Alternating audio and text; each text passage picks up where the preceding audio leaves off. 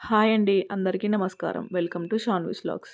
ఈరోజు మనం బెండకాయ కర్రీని ఎలా ప్రిపేర్ చేయాలో తెలుసుకుందాం.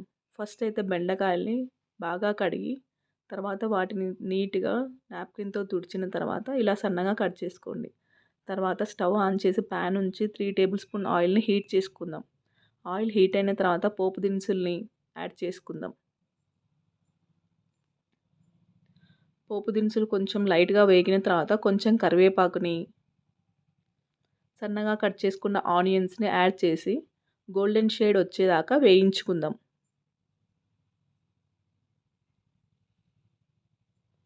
ఇలా కలుపుతూ గోల్డెన్ షేడ్ వచ్చేదాకా మీడియం ఫ్లేమ్‌లో వేయించుకుందాం.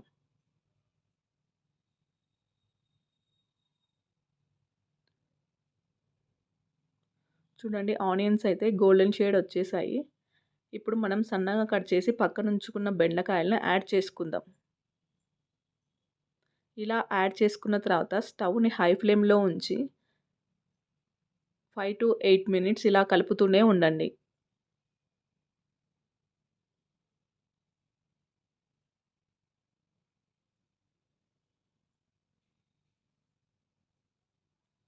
ఇలా స్టవ్‌ని హై ఫ్లేమ్‌లో ఉంచి కలపటం వలన బెండకాయలకు జిగురు లాంటిది ఉంటుంది కాబట్టి అది పోతుంది.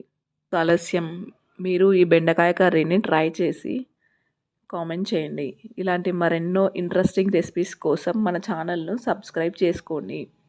ఈ వీడియో కనుక మీకు నచ్చినట్లయితే please like, share, subscribe for more interesting recipes.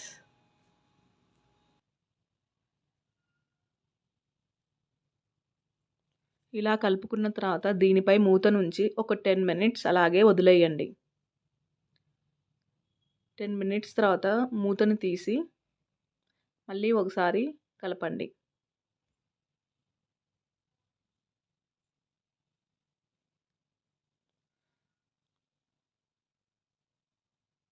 ఇలా కలిపిన తర్వాత తగినంత పసుపుని యాడ్ చేసుకుందాం.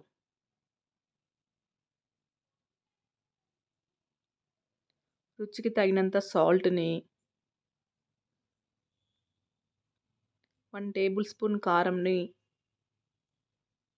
చివరిలో కొంచెం ధనియా పౌడర్‌ని యాడ్ చేసుకొని మొత్తం కలిసేలాగా కలుపుకుందాం.